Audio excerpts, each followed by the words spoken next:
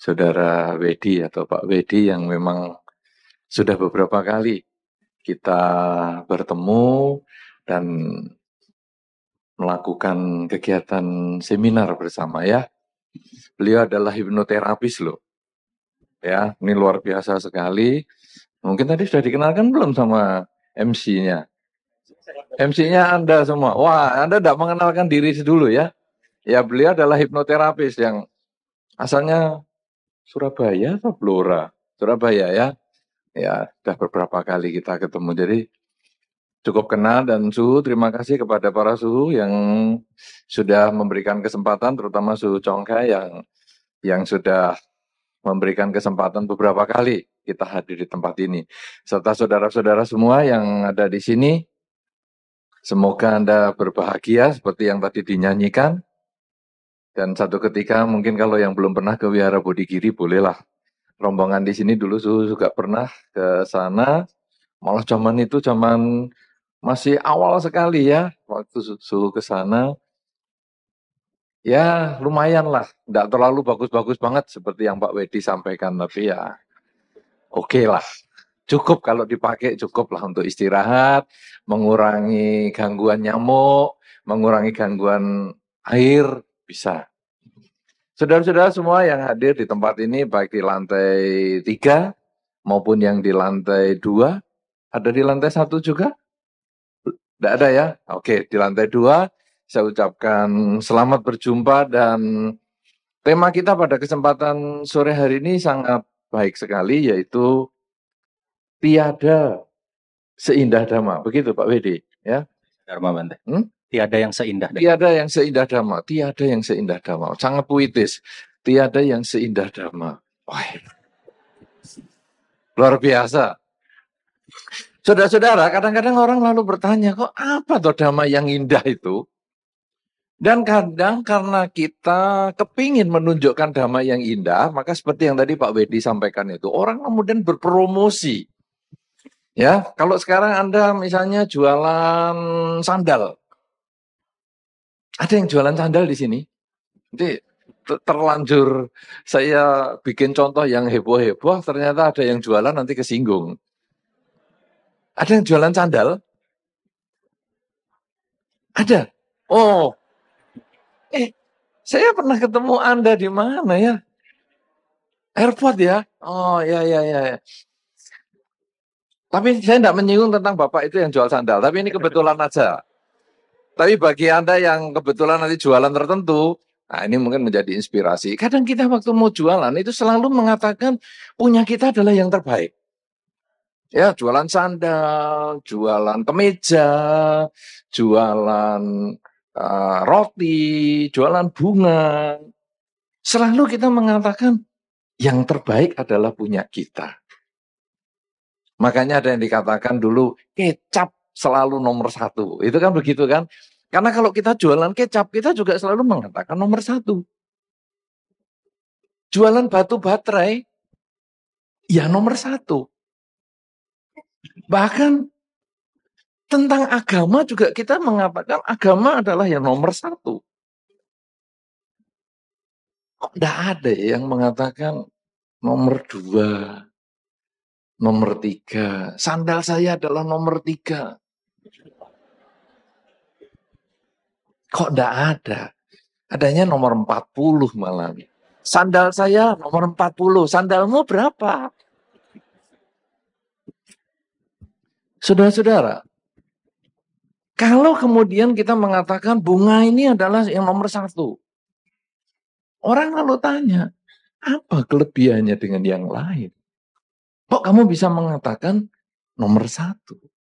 Kalau jualan sandal, kenapa nomor 1? Apa kelebihannya? Oh, kelebihan sandalku adalah buy one, get one free. Ya kan? Sandal itu buy one, get one free. Beli 1, dapat gratis 1. Betul kan? Betul kan? Nah kalau beli 1, dapat 1. Masa sandal kanan bayarnya beda sama sandal kiri? Nanti yang jual sandal bingung, yang laku yang kanan semua. Nah, saudara-saudara, kita selalu bikin promosi. Kemudian kalau bikin promosi, ya, sandal ya pastilah. Beli satu dapat gratis satu ya pasti. Karena sandal dapatnya mesti dua. Biasa itu. Sandalku anti gores misalnya.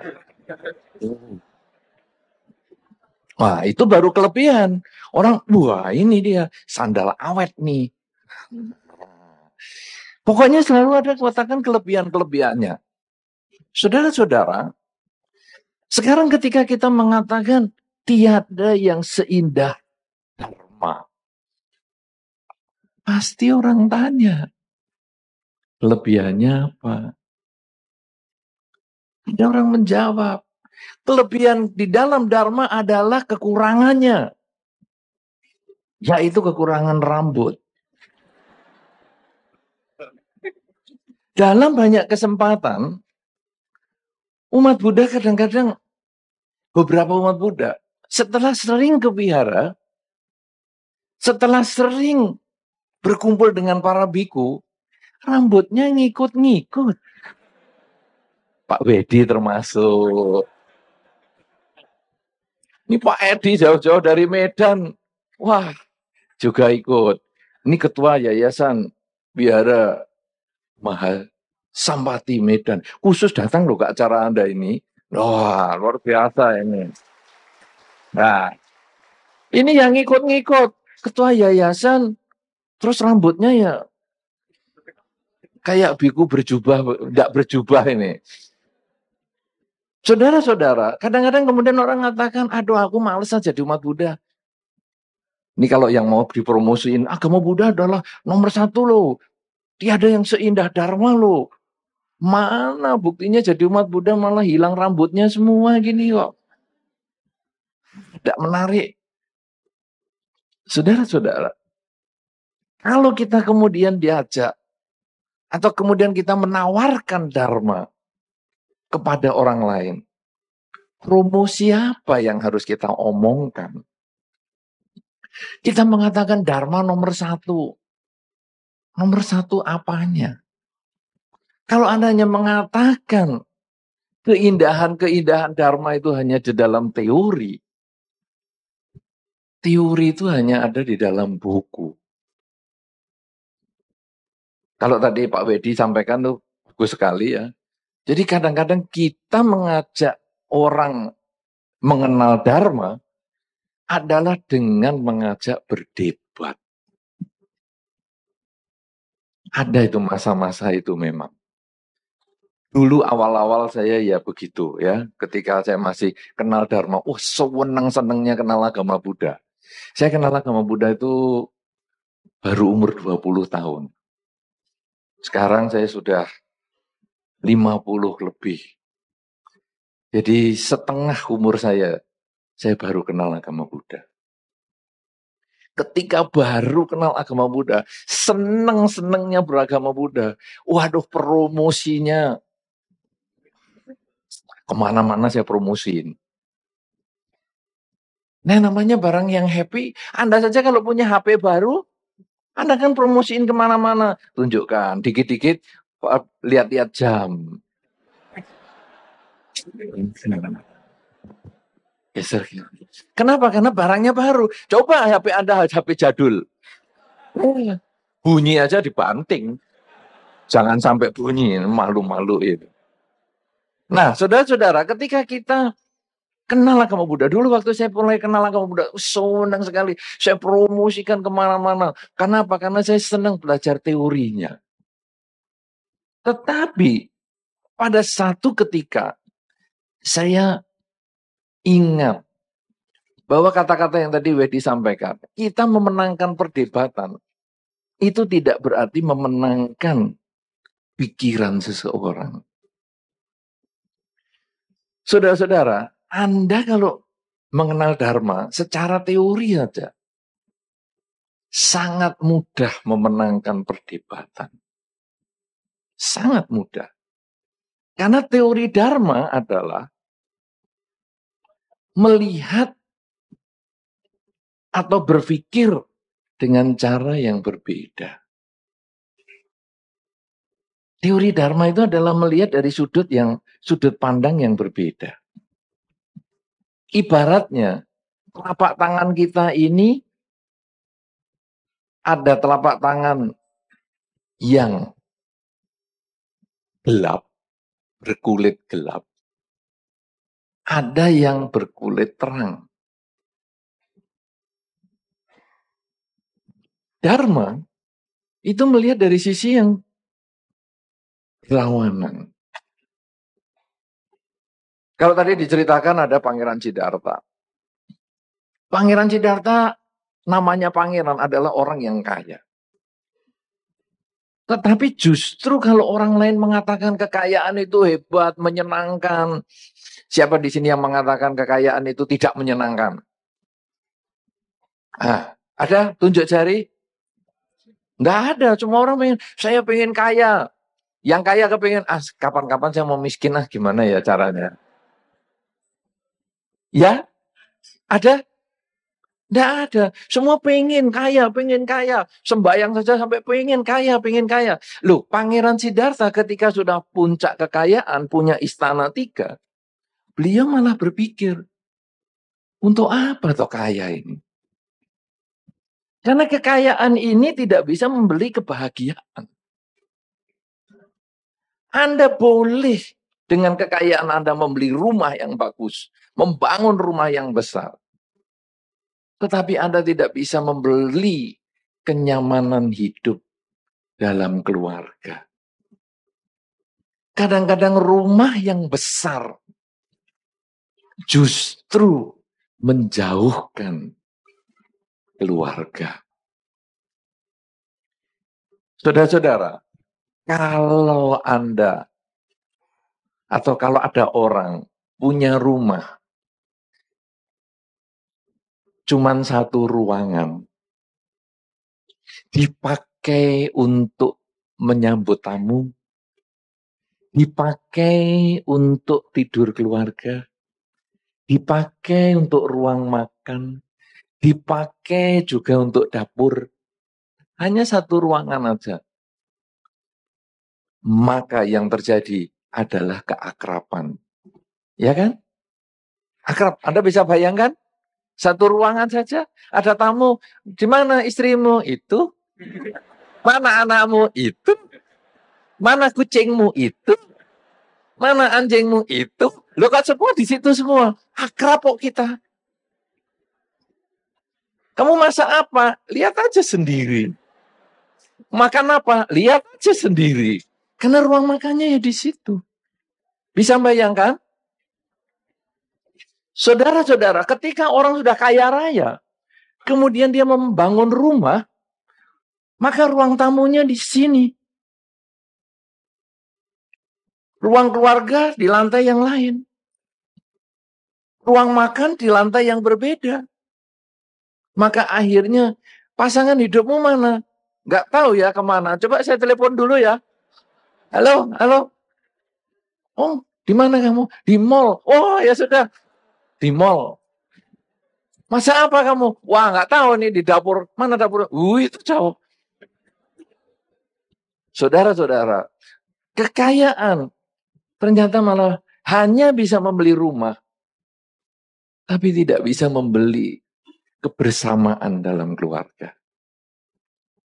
Anda yang sudah punya kamar sendiri-sendiri, nanti Anda akan merasakan mau manggil makan bersama saja pakai BBM.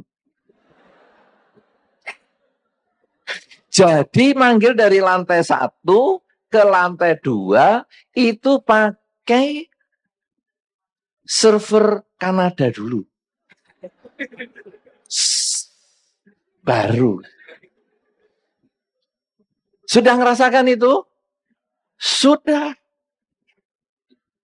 Coba saudara. Dari kamar sebelah ke kamar yang lain, 1 lantai pakai WA.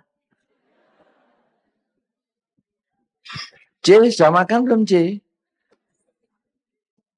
Coba saudara. Coba kalau kita ini semua tidak punya duit. Satu ruangan. Mau makan, ayo makan. Nah, makan apa kita? Ini cuma ada sepiring. Ayo rame-rame. Jadi enak kaya atau enak miskin?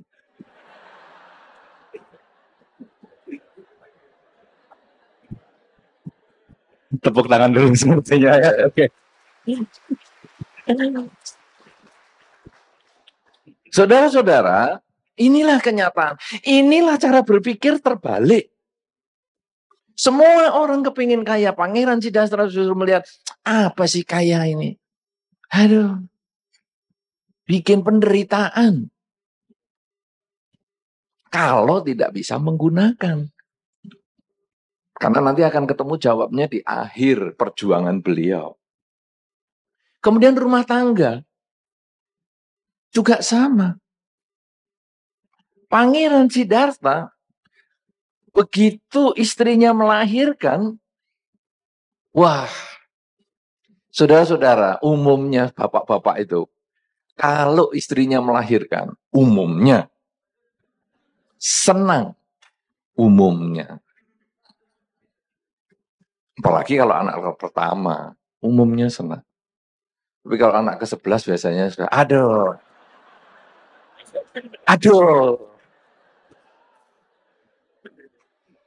Tapi kalau anak pertama senang, Pak Wedi dulu senang nggak?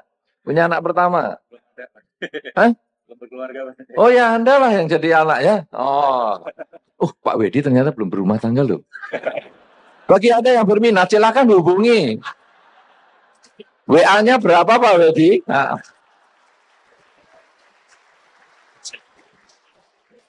Ya, nanti Anda boleh berkenalan, silakan. Tapi kalau dapat jangan lupa ya. Iya, kalau diiklankan Bante berat, Bante. Gitu ya. Tangan dulu, Bante. Oke.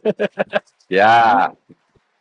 Nah, saudara-saudara, Pangeran Siddhartha ketika istrinya melahirkan, beliau justru mengucapkan kata-kata yang, ya, sudah lahir belenggu. Lalu anaknya dinamain Rahula. Artinya belenggu.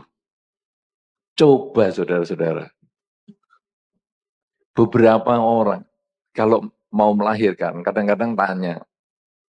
Jadi kadang-kadang biku ini juga ada profesi tambahan. Mencarikan nama bayi. Kadang-kadang dia tanya, Bante namanya kasih apa? Gimana kalau saya kasih nama kebencian? Jangan Bante, jangan. Kasih nama ya yang cinta kasih atau apa.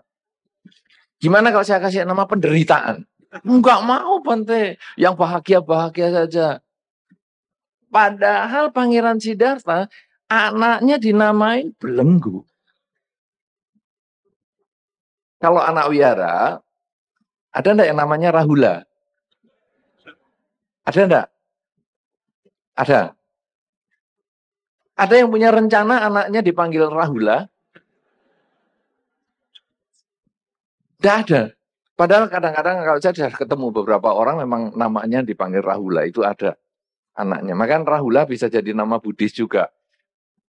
Nah, saudara-saudara, tapi kalau Anda pakai nama belenggu, nggak mau. Kata Rahula kan orang lain kan nggak tahu. Jadi masih mau, oh gagah juga ya, Rahula, seneng. Tapi kalau coba namanya bahasa Indonesia, belenggu, nggak mau. Karena nanti anaknya susah dipanggil di sekolah. Bel-bel. Gugu. Leng-leng. Kalau sudah nanti sudah tua, kan dipanggil Pak. Pak Bel. Pak Leng. Pak Nggu. Susah. Tapi Pak Rahula. Wah Rahula. Wah senang. Karena nggak ngerti artinya. Padahal kalau ngerti artinya, belenggu adalah penderitaan. Adalah hal yang tidak menyenangkan. Punya anak dianggap tidak menyenangkan. Ini kan sudut yang berbeda. Ya kan? Berapa banyak pasangan hidup yang kepingin punya anak. Sampai usaha macam-macam. Ingat saya dulu Pak Wedi pernah tanya juga ya tadi ya. Mau punya anak gimana Bante? Sudah punya pacar belum? Sudah punya istri belum? Belum lah, belum kok mau punya anak.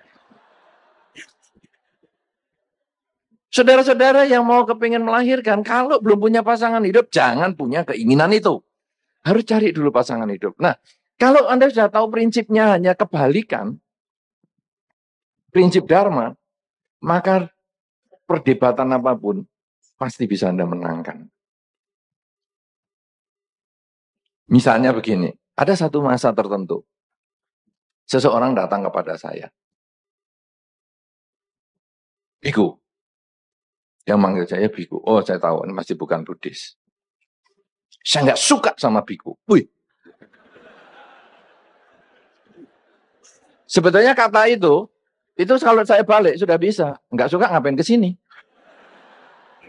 Tapi saya tunggu dulu. Saya mau dengerin, dia mau ngapain nih? Ya, kan sisi terbalik. Kan gampang loh. Dia mau hitam, saya kasih putih. Dia mau putih, saya kasih hitam. Sederhana sekali. Prinsipnya gampang sekali itu. Saya nggak suka sama biku. Oke, kenapa? Biku nggak punya rambut. Loh.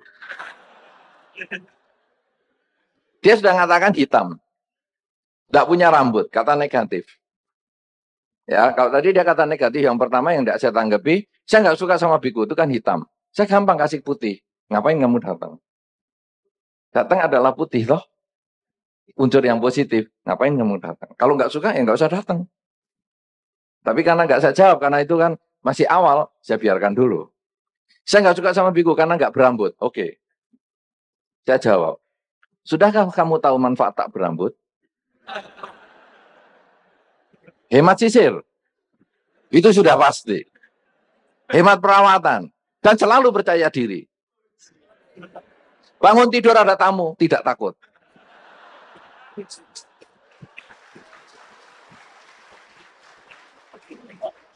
Kalau Anda yang berambut, bangun tidur ada tamu. Sebentar.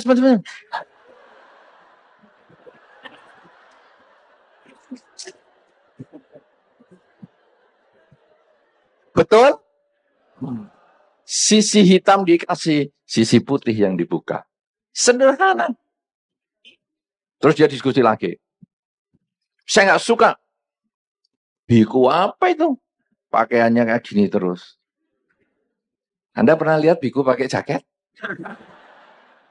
Anda pernah lihat biku pakai sepatu boot? Saudara-saudara, itu sisi hitam dia kasih. Ya, saya nggak suka biku pakaiannya gitu. Kamu belum tahu manfaatnya pakaian gini. Apa itu? Kemana saja kita pergi, kita nggak perlu mikir pakaian. Mau ke pesta, ke orang meninggal, sama pakaiannya. Coba Anda pakai pakaian merah ke pesta, seneng. Coba pergi ke orang meninggal, nggak berani. Kita gini terus. Mau ketemu pejabat, gini, nggak perlu pakai jas. Enak.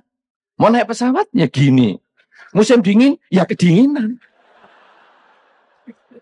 Tapi ya enggak apa-apa. Coba sisi hitam, kasih sisi putih. Terus dia ngomong sisi putih. Wah, kalau gitu jadi biku enak ya. Sisi putih, saya kasih sisi hitam. Kalau enak, kenapa enggak banyak yang jadi biku? Terus itu perdebatan sampai pagi bisa. Sudah tahu caranya itu ya? Nah, saudara-saudara, ketika Anda sudah pegang prinsip Dharma, hitam bisa kasih putih, putih bisa kasih hitam, semua perdebatan bisa Anda selesaikan dengan baik. Tetapi saudara-saudara, pengalaman itu membuat saya lalu berpikir, saya bisa memenangkan semua perdebatan, bisa membuat orang berdiam karena perdebatan, tetapi tidak membawa perubahan pikiran. Kadang-kadang orang itu hanya gregeten, nggak bisa jawab lagi. Tapi dia tidak berubah. Dia nanti malah pulang membawa kebencian. Itu banyak sekali contoh-contohnya itu. Karena dulu saya ngalami begitu. Saya nggak suka dengan agama Buddha. Kenapa? Karena duduknya di bawah kalau kebaktian. Lah, bisa duduk di bawah, pasti bisa duduk di kursi. Bisa duduk di kursi, belum tentu bisa duduk di bawah. Jawaban-jawaban yang sederhana, toh. Nah, semacam itu. Saudara-saudara, kemudian saya lalu merenungkan. Di dalam Dharma, ada kata-kata yang disampaikan begini, bahwa kalau sekarang kita hanya dengan memenangkan kata-kata itu, memberikan nasihat, seperti yang tadi Pak Wedi katakan, memberikan nasihat 1000 kali, tidak akan bermanfaat dibandingkan melakukan satu perbuatan, memberikan contoh perbuatan. Kemudian di dalam Dhamma juga ada sisi lain bahwa bisa berbicara, bisa menjelaskan Dharma. Belum tentu itu adalah Dharma Duta. Tapi orang yang bisa melaksanakan Dharma, itulah Dharma Duta. Saudara-saudara, proses ini kemudian membuat saya lalu berpikir, wah, debat terus ini nggak ada gunanya. Kita hanya mengalahkan orang. Tapi malah membawa kebencian. Karena di dunia kemudian ada yang menang dan ada yang kalah. Dan yang kalah biasanya timbul kebencian, timbul dendam. Dia pulang dari perdebatan itu nggak bisa ngomong dan dia nyari lagi. Oh, gimana caranya? Nanti saya debat lagi. Saya nyari lagi, debat lagi, debat lagi. Apa gunanya? Tidak ada guna. Tapi kalau diberikan contoh, ini akan membuat dia lebih mau belajar. Dan di dalam Dhamma dikatakan juga bahwa orang tertarik dengan orang yang lain itu karena beberapa sebab. Yang pertama tertarik karena penampilan. Saudara-saudara, berapa banyak di antara Anda ini yang sudah punya pasangan hidup? Berapa orang ya? Banyak, belum tentu semua. Berapa orang kira-kira? Tunjuk jari yang sudah punya pasangan hidup. Supaya tahu, saya tahu yang belum punya. Loh iya, ini siapa yang sudah punya pasangan hidup? Ayo coba tunjuk jari. Lumayan, lumayan. Oke. Saudara-saudara, ketika Anda melihat pasangan hidup Anda, yang nomor satu dulu, biasanya dulu yang membuat tertarik adalah penampilan. Rambutnya. Wah, bodinya. Wah, mukanya. Ya toh? Ada yang melihat, wah, bapaknya. Saya kira jarang yang tertarik ke pasangan hidup karena bapaknya. Mamahnya. Wah, mobilnya. Saya kira jarang. Tapi biasanya lihat fisiknya dulu. Ya kan? Kan kalau mau punya pasangan hidup aja, saya kenalkan si ayah. Mana fotonya? Wah. Kan begitu harus dipegang. Wah. Nah, saudara-saudara, di dalam Dhamma dikatakan ada orang tertarik karena fisik. Jadi pertama fisik, wah dilihat. Hebat sekali nih. Karena itu kemudian beberapa orang yang mau menjadi Dharma Duta membuat fisik yang bermacam-macam. Nah itu kalau di zaman Sang Buddha dulu ada misalnya, wah kalau biku jubahnya dibikin yang agak unik. Tambelannya lebih banyak. Jadi orang lihat, ini biku hebat nih, tembelannya banyak. Jadi jubahnya ditempel-tempel. Ada itu fisik. Atau kemampuan batin. Beberapa orang dulu tertarik karena biku-biku yang sakti-sakti. Bisa terbang. Walaupun hari ini sudah banyak biku terbang itu banyak. Beli tiket toh. Tiket pesawat. Tapi zaman dulu, wah ini sulit sekali. Ya, Jakarta, Surabaya. Terbang. Kalau sekarang Anda saya kasih tahu gitu, Anda biasa-biasa saja kan? Jakarta, Surabaya terbang biasa toh? Biasa. Tiket kok. Tiket pesawat. Tapi zaman dulu, ini ada biku bisa terbang. Kemudian orang ngikuti semua. Pada zaman itu memang terbang sungguhan. Tetapi saudara, Sang Buddha tidak menganjurkan begitu. Kenapa? Karena melihat fisik, melihat bisa terbang, kesaktian, itu hanya tertarik kepada pribadi. Dan nanti kalau pribadinya ini meninggal misalnya, umatnya habis. Coba Anda lihat. Dukun. Siapa yang suka pergi ke dukun? Tunjuk jarinya ndak usah tinggi-tinggi kali. Saudara-saudara, kalau Anda perhatikan dukun-dukun, misalnya ada kesulitan pekerjaan, pergi ke dukun itu. Ada kesulitan rumah tangga, ke dukun tersebut. Ya, ada beberapa kesulitan pergi ke dukun itu. Wah, sampai dukun itu punya murid banyak. Saudara, apa yang terjadi kalau dukunnya meninggal? Apa yang terjadi? Anda tetap ke situ? Tidak. Dukunnya meninggal. Anda menganggap, ya murid-muridnya tidak ada yang pinter-pinter. Dah, tidak usah ke sana lagi. Dukun meninggal, sudah bubar. Tidak ada. Yang ada nanti hanya upacaranya saja. Setahunan dukun itu.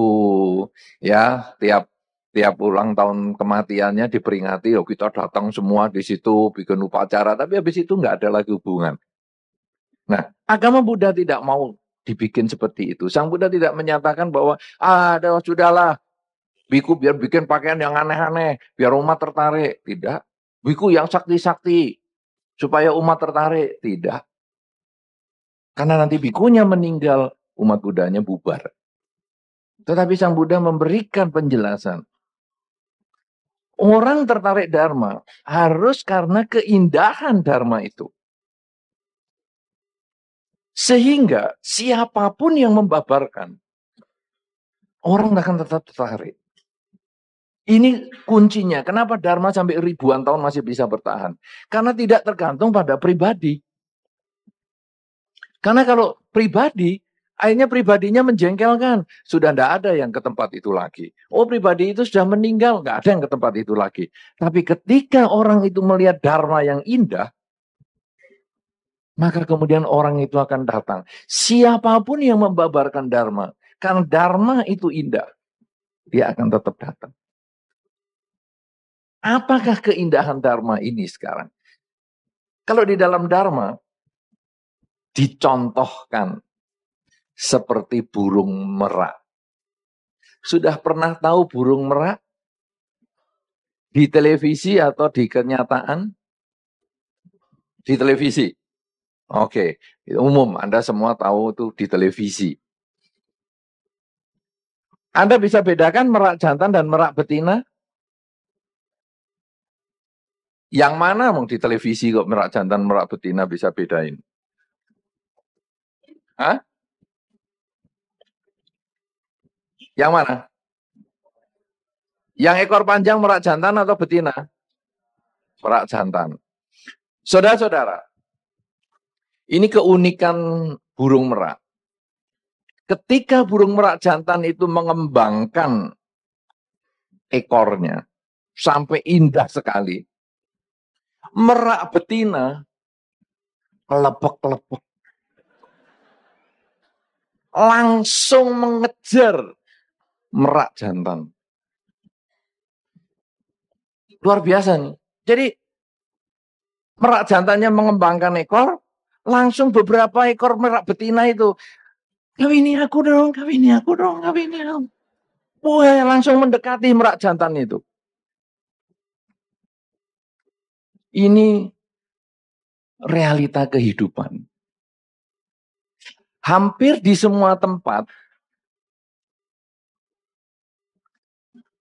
wanita ataupun betina, kalau dunia binatang, itu selalu dikejar oleh pria atau si jantan. Betul begitu? Contohnya yang paling dekat dengan merak adalah ayam. Ayam betina itu bisa stres karena dikejar-kejar ayam jantan. Bos, kejar kemana kamu lari? Aku kejar. Itu ayam. Kucing juga sama. Bagi Anda yang punya kucing, kalau sudah waktunya musim perkawinan, wah, kucing betina sasaran kucing jantan. Anjing juga sama. Betul begitu? Anda pernah lihat betina mengejar jantan? Kalau wanita ngejar pria sekarang banyak. Tapi maksudnya betina mengejar jantan secara alamiah. Karena ini kan pola sudah berubah ya. Wanita mengejar pria sudah berubah. Ya. Tapi sekarang, itu kan karena jumlah pria sudah sedikit dibandingkan wanita. Iya tuh. Jumlah pria nih di dunia ini lebih sedikit daripada wanita. 1:9. 1:9. Satu pria bisa dapat 9 wanita. Jatah saya sudah nggak diambil. Jadi 9 wanita bisa Anda pilih lagi. Tapi 9 wanita itu mulai dari bayi sampai nenek-nenek loh ya. Karena ini hitung jumlah. Nah, saudara-saudara, di dunia hewan, apakah Anda pernah tahu ada betina mengejar jantan? Kalau Anda belum pernah tahu, hanya merak ini yang terjadi. Merak itu begitu membuka ekornya, merak betina berlomba-lomba mendatangi. Dan merak betina yang terpilih, merak hoki dia. Nah, ini contoh merak ini menjadi contoh di dalam Dharma. Hendaknya kita ketika membagikan Dharma adalah seperti merak yang mengembangkan ekornya. Maksudnya merak jantan yang mengembangkan ekornya. Sehingga orang nanti akan datang. Karena tertarik dengan Dharma. Jadi bukan datang karena dipaksa. Tapi dia datang karena dia merasa ini yang saya perlukan. Seperti merak mengembangkan ekornya, demikian pula Dharma. Kita memberikan keindahannya agar orang bahagia mencari Dharma. Saudara-saudara, kalau sekarang kita sudah memahami bahwa mengajarkan Dharma bukan dengan perdebatan. Mengajarkan Dharma bukan dengan memenangkan perdebatan dengan kata-kata. Dharma bukan dibuat tertarik seperti perdukunan karena individu. Tetapi Dharma dibuat menarik karena ajaran itu sendiri. Sehingga orang akan datang belajar Dharma. Sekarang, apa yang harus kita lakukan supaya kita menjadi merak-merak? Anda akan bisa menjadi merak-merak jantan yang mengembangkan ekor Dharma kepada keluarga Anda, kepada lingkungan Anda, kepada masyarakat di tempat Anda. Dan ketika orang di masyarakat dan di lingkungan Anda itu melihat Anda seperti merak yang mengembangkan ekor, maka mereka kemudian akan berkata dan bertanya, kamu itu belajar apa sih? Kamu itu jalani apa sih? Kok kamu jadi orang kok baik sekali? Inilah saudara. Ini berarti ekor kita sudah mulai menarik orang lain. Saudara-saudara yang hadir di sini, apakah pernah di antara Anda yang mendapatkan kata-kata semacam itu? Kamu itu belajar apa sih kok membuat kamu jadi baik seperti hari ini? Ada? Kalau ada tolong tunjuk jari.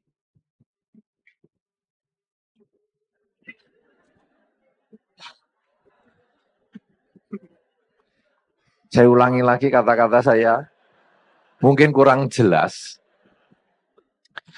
Ada enggak di antara Anda yang pernah dikatakan entah oleh pasangan hidup Anda, entah oleh orang tua Anda, entah oleh anak Anda, entah oleh teman Anda, entah oleh siapapun juga di sekitar Anda yang kemudian mengatakan, kamu ini kok sekarang jadi berubah ya? Kok jadi baik sekali ya? Kamu nih makan obat apa? Atau kamu ini belajar apa? Kok jadi baik? Coba pertanyaan saya sudah saya ulang dan saya tambahin ilustrasi. Tunjuk jari.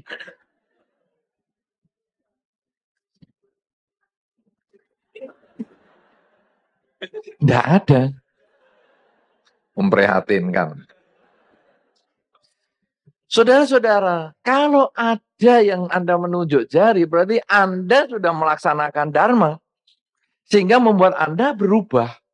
Karena Anda bisa dengan bangga mengatakan, iya aku dulu memang pemarah. Tapi setelah saya mengenal dharma, aduh aku jadi sabar seperti hari ini.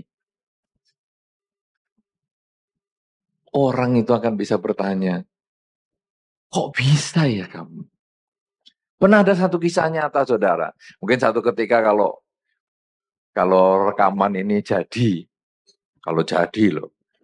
Kalau nggak jadi ya sudah. Kalau jadi nanti mungkin orang itu akan nonton, saya pinjem contohnya. Saya minta izin lewat rekaman ini. Tapi nggak sebut nama. Dulu ada yang saya kenal, mahasiswa yang masih pacaran. Mereka sekarang anaknya sudah besar, mungkin sudah kuliah. Mahasiswa yang masih pacaran. Belum Buddhis. Kemudian salah satu mulai mengenal dharma. Kemudian mereka yang ini satu masih sudah kenal prianya, yang wanita belum kenal. Mereka pacaran. Dan pria yang sudah mengenal dharma ini, dulunya yang emosi menjadi lebih sabar. Menjadi sabar, sehingga ada satu masa ada satu problem di dalam hubungan mereka. Kakak dari wanita ini marah dengan pacarnya. Dan datangi ke kosnya, kan Jogja kan biasa kos-kosan. Dulu kos-kosan, kalau sekarang sudah apartemen dan lain-lain sudah beda lah zamannya. Ya ini sudah 30 tahunin lebih yang lalu. Kemudian kakak dari sang perempuan ini, sang wanita ini marah. Dia membawa bangku dulu bukan zamannya bangku plastik, masih bangku kayu. Saking marahnya dengan pacarnya adiknya ini, dipukul kepalanya. Wah, pacar adiknya ini sebetulnya orangnya gagah besar. Kalau mau berkelahi, mungkin bisa memenangkan perkelahian. Tetapi setelah dia mengenal dharma, dia lebih sabar. Dia tidak menyelesaikan perkelahian dengan perkelahian. Tapi dia menyelesaikan emosi itu dengan kesabaran. Sehingga walaupun dengan kepala yang berdarah, dipegang dan dia membahas permasalahan kenapa sih, kamu mukul saya kenapa, dan kemudian ada penjelasannya, dan akhirnya masalah selesai tanpa perkelahian, membuat pacarnya ini, sang wanita ini, sampai terkagum-kagum. Kok kamu bisa berubah ya? Kamu dulu segala itu, kok sekarang sekeras itu. Kok kamu bisa sekarang sesabar ini? Wah, kenapa? Inilah dharma. Kekuatan dharma. Akhirnya pacarnya yang wanita itu pun menjadi umat Buddha. Dan mereka kemudian tidak lama lalu menikah, punya anak dan sebagainya. Dan mereka aktif sekali di kegiatan organisasi Buddhis. Sampai hari ini mereka masih tetap dan selalu berdua. Anaknya juga dikenalkan dharma dengan baik. Saudara-saudara, ini yang saya maksudkan tadi adalah bahwa dia sudah mengembangkan ekor meraknya. Sehingga orang di lingkungannya lalu melihat, waduh, kamu kok sudah berubah ya? Wih, kamu memang luar biasa sekali. Bukan saya yang luar biasa.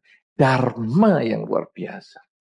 Nah, kalau ini bisa terjadi di dalam keluarga Anda, kalau ini terjadi di dalam lingkungan Anda, di teman-teman Anda, di masyarakat Anda, maka Dharma ini sangat indah. Indahnya Dharma bukan dari kata-kata, tapi indahnya Dharma adalah di dalam pelaksanaan. Karena kita harus menjadi merak yang mengembangkan ekor. Sekarang, pelaksanaan apa yang kita perlu kembangkan? Saudara, dalam kehidupan sehari-hari, Dharma ini prinsipnya ada 3. Yaitu kerelaan, kemoralan, dan konsentrasi. Kerelaan adalah ketika Anda mau berbagi dengan pihak lain. Berbagi bermacam-macam. Berbagi materi adalah tingkat awal. Ya, Anda berbagi materi. Misalnya Anda punya bunga yang indah, Anda berikan. Ya, pulang acara ini, nanti Pak Wedi bisa ambil bunga yang indah, kasih kepada siapa yang kira-kira Anda berminat. Ya, ini kerelaan. Ini loh, aku kasih, aku simpenkan. Ini di depannya bantenya. Bantenya kalau sudah ceramah, wah, bunga ini sudah kena pemercikan air. Saya ambilkan ini. Wah, langsung Pak Wedi ambilkan dan kasihkan. Boleh. Ya. Itu adalah kerelaan. Kerelaan yang pertama adalah kerelaan yang materi-materi begini, benda-benda. Ya. Tetapi saudara, kerelaan materi hanyalah awal. Ada kerelaan yang bukan materi, yaitu kemauan. Ketika Anda mau datang ke sini, ini adalah kerelaan. Anda rela datang ke sini. Walaupun mungkin Anda ada yang satu kompleks di sini, satu perumahan di sini, tapi ada juga yang mungkin dari tempat-tempat yang berbeda. Anda mau datang ke sini di lantai 3 maupun di lantai 2, itu adalah bagian dari kerelaan. Dan kalau kerelaan Anda hadir ini, hadir dengan badan, hadir dengan batin, ini Anda kembangkan dalam kehidupan sehari-hari.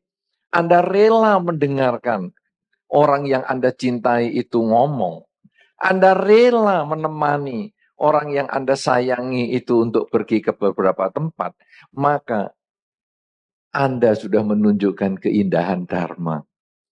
Beberapa orang dengan pasangan hidupnya kadang diajak ngomong sibuk nonton televisi, sibuk SMS, sibuk baca koran. Tapi begitu sekarang kita tahu, oh agama Buddha ada yang kerelaan. Oke, aku bisa kerelaan. Yaitu apa sekarang? Aku memberikan perhatian, kemauan untuk mendengar. Oke, sekarang pasangannya ngomong, kita dengarkan baik-baik. Boleh. Ada pasangan hidup yang diajak ngomong sibuk nonton televisi? Banyak. Kasihan. Kasihan yang ngomong. Karena dia ngomong ini kan mau ada perhatian. Cobalah Anda ngomong sekarang sama tembok. Apa enaknya coba? Oh tembok, kamu memang aku senang sekali ya. Kok kamu bisa rata ya tembok? Warnanya kok sama ya tembok? Apa enaknya coba ngomong? Kan kita ngomong sama manusia kan supaya ditanggapi. Tapi dia nonton televisi terus.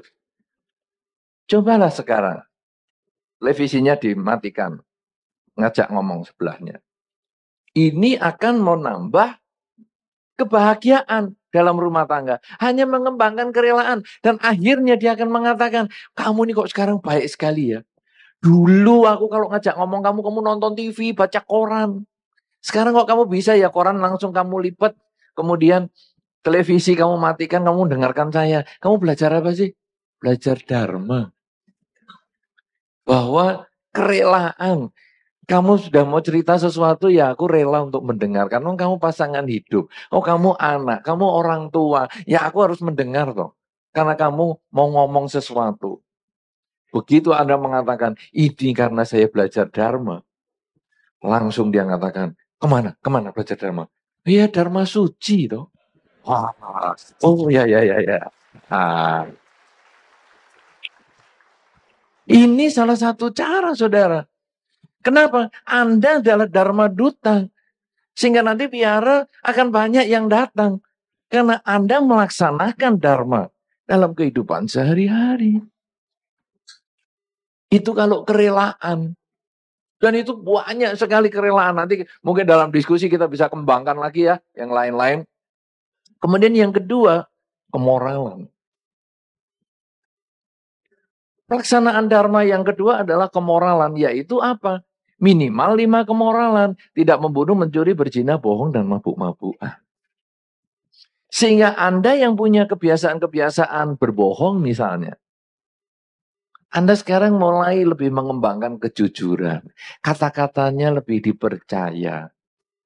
Maka nanti pasangan hidup, anak, teman, akan menganggap Anda, wih kamu kok sekarang berubah ya. Kata-katamu sekarang sudah bisa dipegang. Bisa dipercaya. Kenapa? Karena saya belajar Dharma. Untuk apa saya bohong? Karena membohongi orang lain sebetulnya dimulai dengan membohongi dirinya sendiri dulu. Sekarang kalau saya sudah bisa jujur, saya jujur dengan diri saya sendiri, saya tidak perlu membohongi kamu. Beberapa orang di lingkungan kita, kalau janji, besok ya saya ke rumahmu, bolehlah saya dengar janjimu. Tapi kalau besok sudah sampai depan rumah, baru aku percaya. Tapi kalau belum sampai depan rumah, ya aku cuma mendengar aja janjimu. Sering toh, ada kata-kata juga itu. Kenapa? Karena orang itu sudah sering bohong dalam kehidupan sehari-hari. Tapi begitu dia sudah mulai sering jujur, saya akan ke rumahmu, sungguh dia ke rumah kita.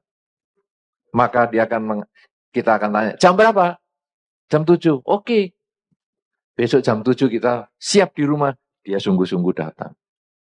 Ini orang yang tidak berbohong. Akhirnya kita akan bertanya, wih kamu ini kok bisa ya tepat waktu gini? Ya belajar Dharma.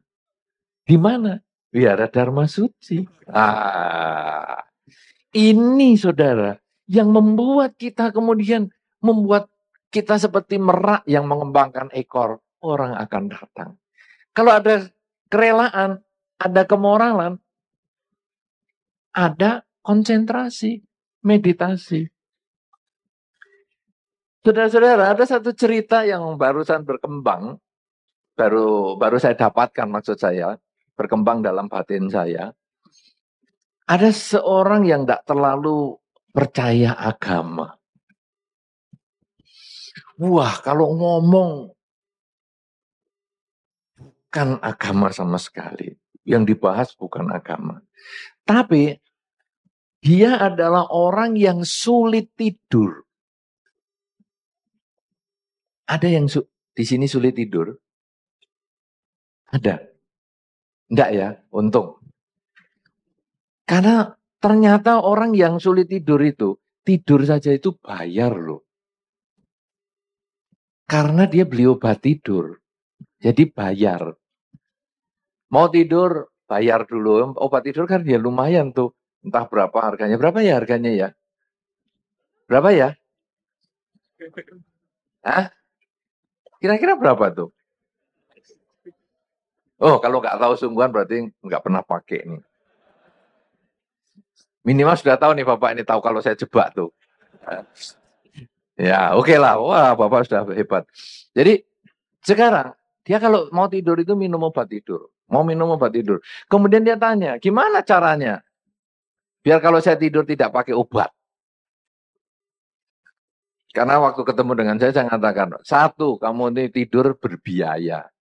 Yang kedua, orang tidak bisa tidur adalah orang yang paling menderita di dunia. Karena bayi saja pinter tidur.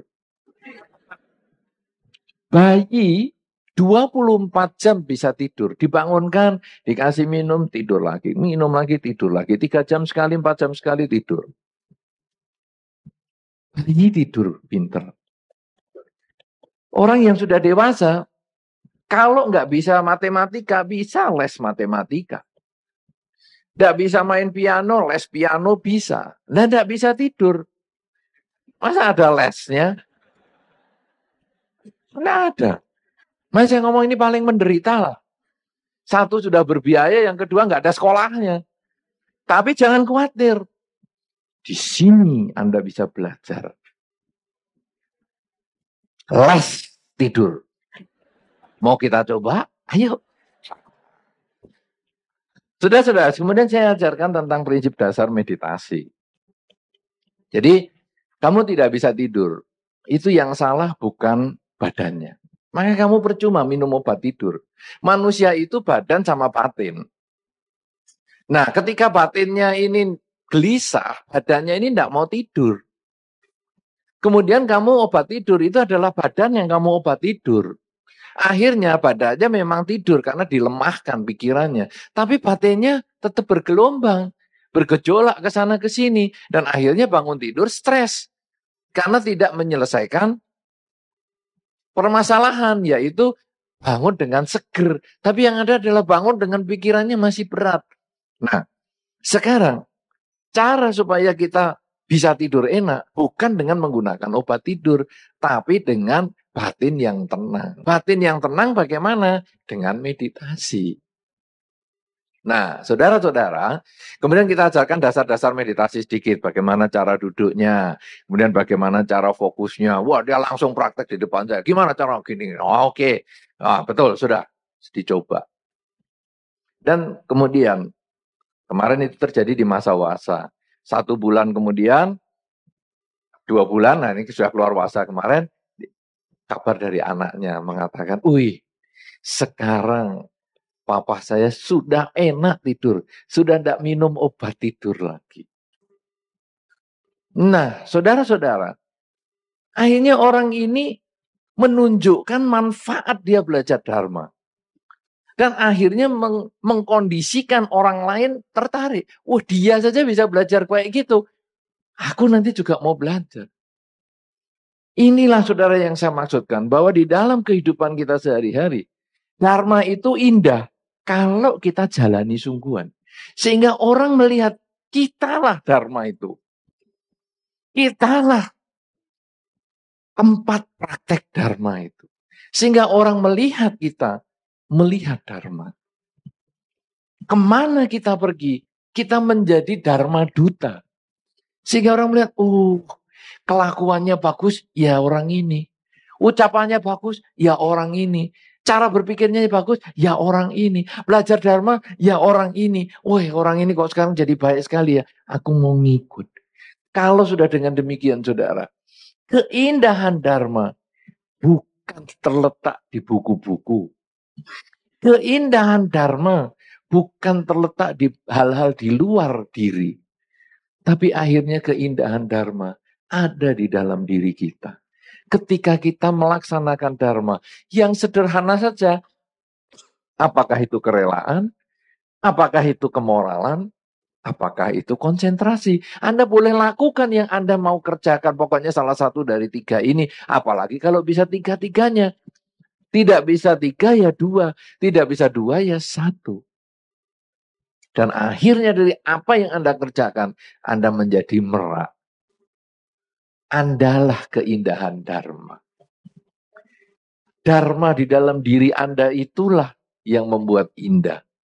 Dan akhirnya Anda akan memetik manfaat, Anda akan memetik kebahagiaan, orang lain di sekitar Anda pun akan ingin belajar dari Anda, ingin praktek dengan Anda. Dan akhirnya Anda menjadi sumber kebahagiaan untuk diri Anda, sumber kebahagiaan untuk keluarga Anda, sumber kebahagiaan untuk lingkungan Anda. Kemana Anda pergi dengan pelaksanaan Dharma, di sanalah Anda akan mendapatkan kebahagiaan dan memberikan kebahagiaan.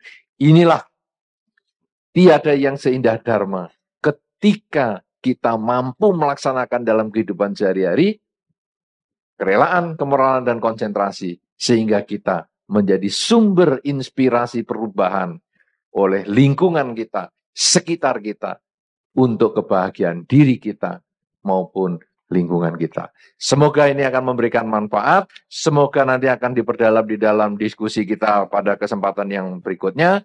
Semoga Anda berbahagia dan semoga Anda selalu menjadi cerminan keindahan Dharma di dalam kehidupan Anda sehari-hari. Semoga semua makhluk selalu hidup berbahagia. Sabe sata bawantu sukitata.